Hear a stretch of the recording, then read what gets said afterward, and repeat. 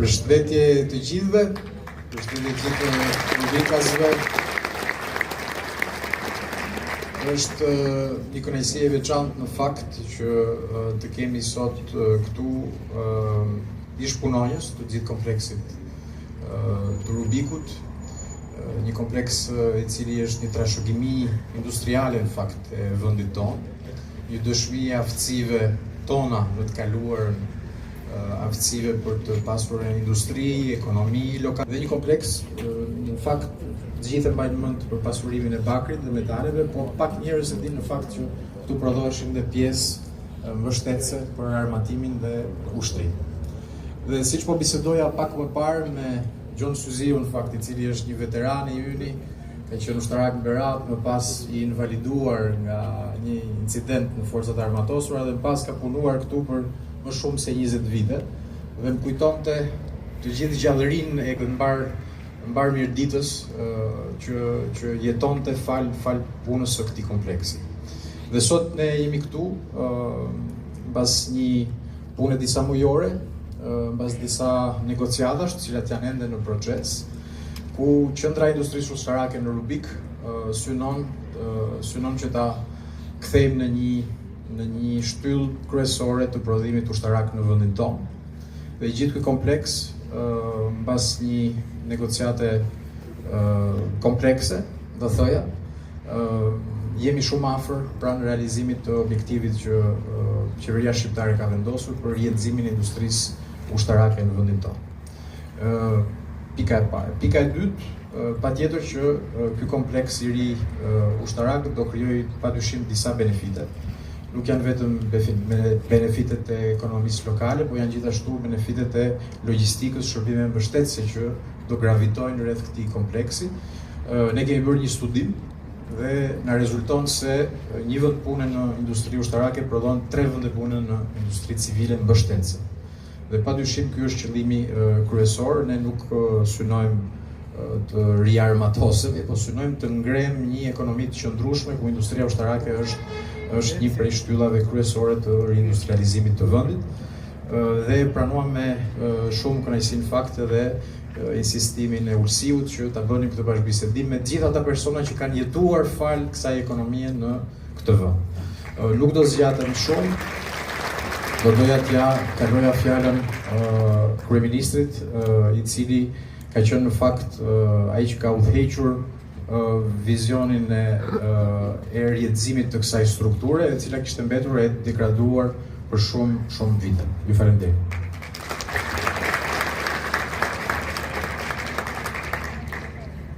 Përshëndetje, shumë faleminderit për këtë prani domethënëse. Më shumë mirë që sot këtu mund ta ndajmë me ju këtë lajm që në kuadrin e hapjes së një faqeje të re në fushën e mbrojtjes dhe të ekonomisë, ne me investimet e para për krijimin e qendrave të industrisë ushtarake. Dhe këtë kompleks e kemi identifikuar si një nga pikat ku do të investohet dhe do të prodhohet për forcat tona të armatosura, por në masën më të madhe për eksport. Gjë që sigurisht do të thotë e para një front i ri dhe kuptim plot punësimi, e dyta punësim cilësor, pasi këtu kërkohen një seri specialitetesh, ashtu si kundër edhe të gjitha kategoritë, që nga puna e inxhinierëve, tek puna e teknikëve dhe tek puna e gjithë shërbimeve mbështetëse, punë e cila do të jetë patjetër e mirë paguar, dhe e treta rëndësishme edhe kjo, që duke zhvilluar këtë industri, ne nuk rrisim thjesht kapacitetet tona mbrojtëse, por rrisim në mënyrë të ndjeshme ekonominë tonë, ekonominë vendore këtu dhe ekonominë kombëtare. Dua t'ju shpjegoj me pak fjalë edhe për ata që na ndjekin, se si e kemi konceptuar ne këtë zhvillim, për cilin faktikisht e kemi filluar punën qysh pas agresionit rus në Ukrainë, dhe kemi krijuar një agjenci të posaçme të industrisë mbrojtjes. Drejtorin e agjencisë e kemi këtu të pranë. Kemi krijuar po ashtu ndërmarrjen shtetërore. Drejtorin e kemi këtu të pranishëm. Dhe filozofia jonë është që investimet në rritje përmbërtje, investime që i bëjnë gjitha vendet, dhe të cilat ne i kemi kanalizuar fillimisht për disa gjëra themelore që mungonin, kryesorja rritja shumë domethënëse e pagave të ushtarakëve tanë, që ishin më të keq paguarit e gjithë rajonit, se në NATO nuk llogaritet fare, ndërkohë që sot kemi ushtrinë më të mirë paguar në rajonin tonë, dhe synojmë që të rrisim pagat çdo vit për të arritur në mesataren e NATO-s, dhe patjetër që kemi parë që kjo ka sjell një rritje të interesit për të bërë pjesë e forcave të armatosura. Nga ana tjetër kemi investuar në disa gjëra bazike, por tani më filozofia jonë, siç thash, është që të investojmë për të fituar dhe për të reinvestuar. Të investojmë asetet e ushtrisë, të cilat janë keq përdorur në mënyrë skandaloze për shumë vite. Dhe këtu kam parasysh pronat, dhe investimin pronat e ushtrisë të bëhet në rastet kur pronat i duhen ushtrisë pikërisht për të tilla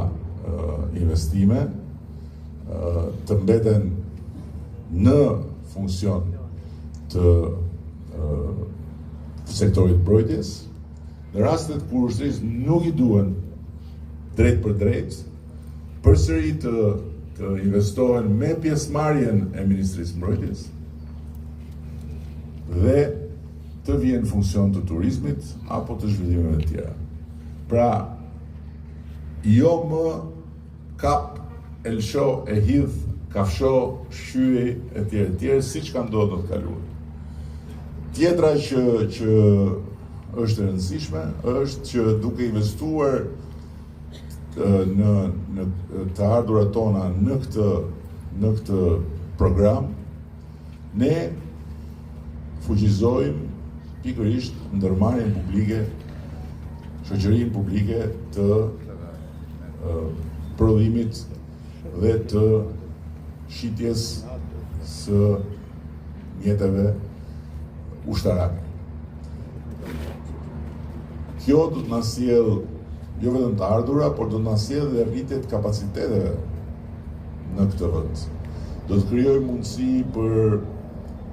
inxhinier dhe do të krijojë mundësi për specialistë të lartë që duan të kthehen në Shqipëri, të mund të kthehen në Shqipëri për të punuar në këtë sektor. Do të krijojë mundësi për shumë nga ata që janë të investuar në sektorin teknologjisë. Pasi një nga elementet që ne do të prodhojmë në bazë të këtij programi janë edhe dronët inteligjent, që ju e dini shumë mirë, janë fjala e fundit e shkencës dhe janë edhe risia më e madhe sot në sektorin e mbrojtjes. Tjetra që është shumë e rëndësishme është që këto qendra të industrisë ushtarake do të jenë të ndara në disa pika të territorit dhe sipas kapaciteteve dhe sipas profileve të tyre do të profilizohen në prodhime të llojeve të ndryshme. Për të gjitha këto ne jemi duke, siç e tha ministri, jemi duke bashkëpunuar dhe duke negociuar me aleat të mëdhenj të Shqipërisë, me kompani nga më të mëdhat, nga më prestigjioset, nga më të avancuarat në fushën e mbrojtjes. Kemi ndërtuar rrugët e duhura për të bërë këto marrëveshje dhe së shpejti ky program do të nisë konkretisht mbas firmosjes së kontratës, do të nisë konkretisht këtu në qendrën e industrisë ushtarake në Rubik. Po ashtu pjesë e këtyre investimeve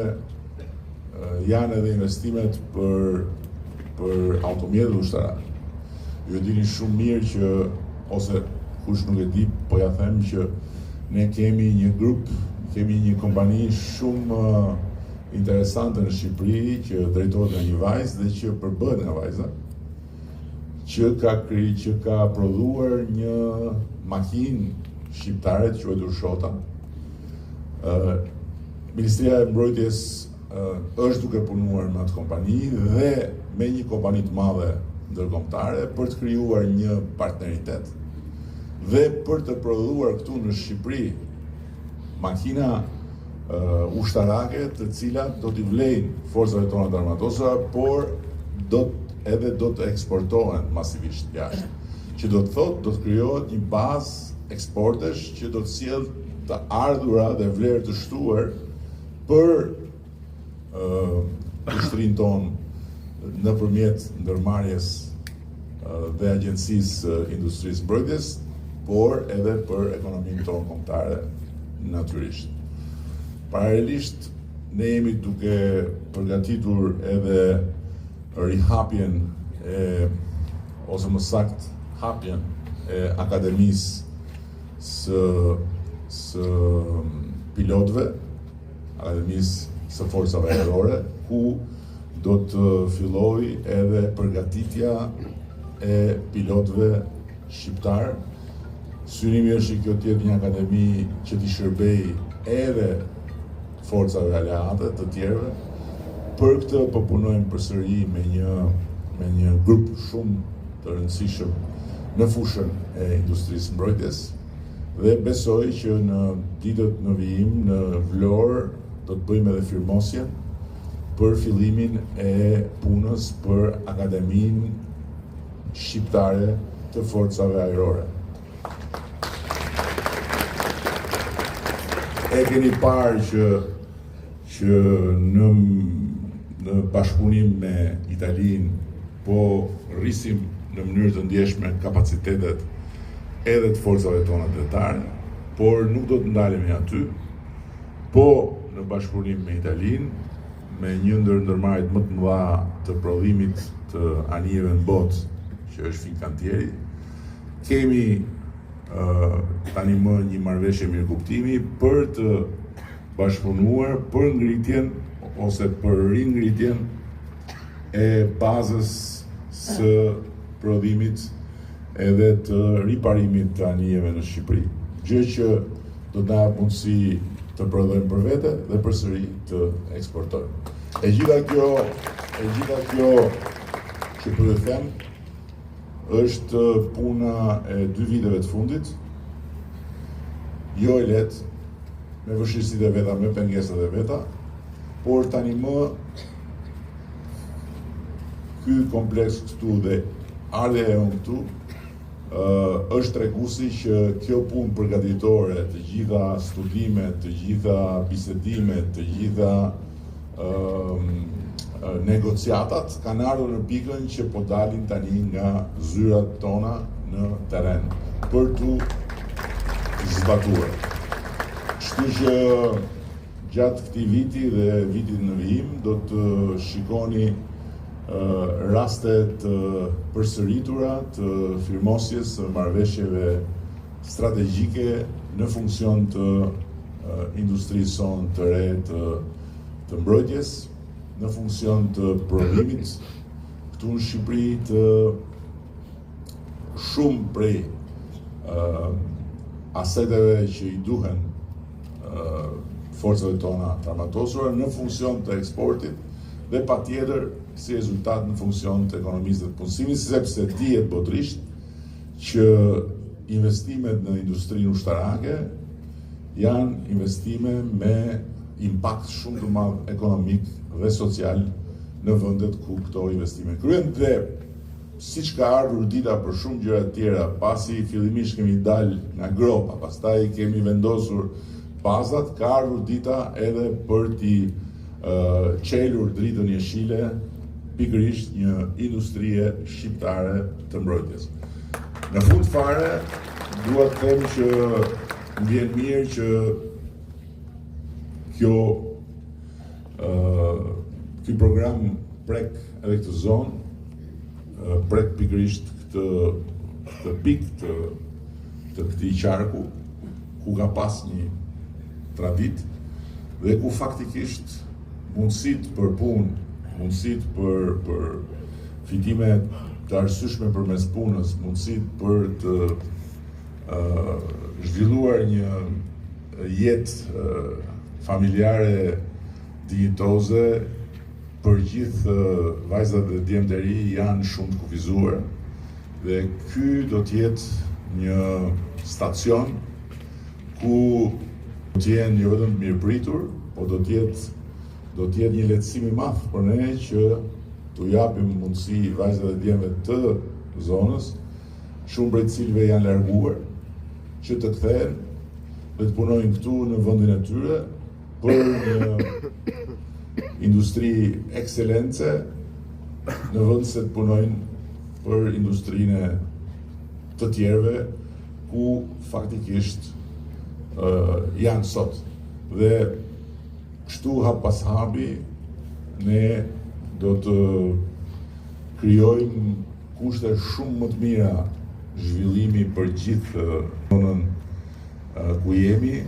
edhe patjetër do jetë krenari e përbashkët që